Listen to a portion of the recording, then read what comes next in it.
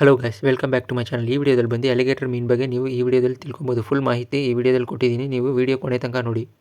ಈ ಅಲಿಗೇಟರ್ ಮೀನುಗಳು ಬಂದು ಇದು ಎಲ್ಲಿ ಇದೆ, ಯಾವ ದೇಶದ ಮೀನು ಅಂದರೆ ಇದು ಬಂದು ನಾರ್ತ್ ಅಮೆರಿಕಾ ಸೇರಿದಂಥ ಮೀನುಗಳು. ಇದು ಬಂದು ಒಂಥರ ಮೊಸಳೆ ಮೀನು ಅಂತಾರೆ.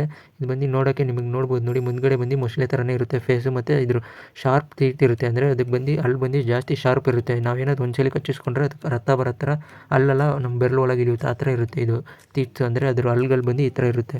ಇದ್ರ ಲೆಂತ್ ಎಷ್ಟು ಬೆಳೆಯುತ್ತೆ ಅಂದರೆ ಇದು ಬಂದು 10 ಅಡಿ ತನಕ ಬೆಳೆಯುತ್ತೆ ಈ ಮೀನುಗಳು. ಏನಕ್ಕೆ ಇದು ಬಂದು ಮಾನ್ಸ್ಟರ್ ಫಿಶ್ ಅಲ್ಲ, ಅದಕ್ಕೆ ಬಂದು ಸೈಜ್ ಬಂದು ಸ್ವಲ್ಪ ದೊಡ್ಡದಾಗೇ ಇರುತ್ತೆ. ಮತ್ತು ಇದು 3 ಮೀಟ್ರ್ ಬರುತ್ತೆ. ಮತ್ತು ಇದು ತೂಕ ಎಷ್ಟು ಬರುತ್ತೆ ಅಂದರೆ 136 kg ತನಕ ಇದು ವೆಯ್ಟ್ ಬರುತ್ತೆ. ಈ ಮೀನುಗಳು ಲೈಫ್ ಸ್ಪ್ಯಾನ್ ನೋಡೋಕೆ ಬಂದರೆ ನಿಮಗೆ 50 ವರ್ಷ ತನಕ ಬರುತ್ತೆ. ನೀವು ಚೆನ್ನಾಗಿ ಕೇರ್ ಮಾಡಿ ನೋಡಿಕೊಂಡ್ರೆ ಈ ಮೀನುಗಳು ಬಂದು 50 ವರ್ಷ ತನಕ ಬಾಳುತ್ತೆ.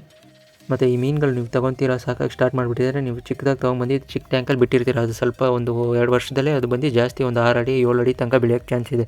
ಈ ಮೀನುಗಳು ನೀವು ಬೆಳೆಸಬೇಕಂದ್ರೆ ಅಟ್ಲೀಸ್ಟ್ ನಿಮಗೆ ದೊಡ್ಡ ಟ್ಯಾಂಕ್ ಬೇಕಾಗುತ್ತೆ.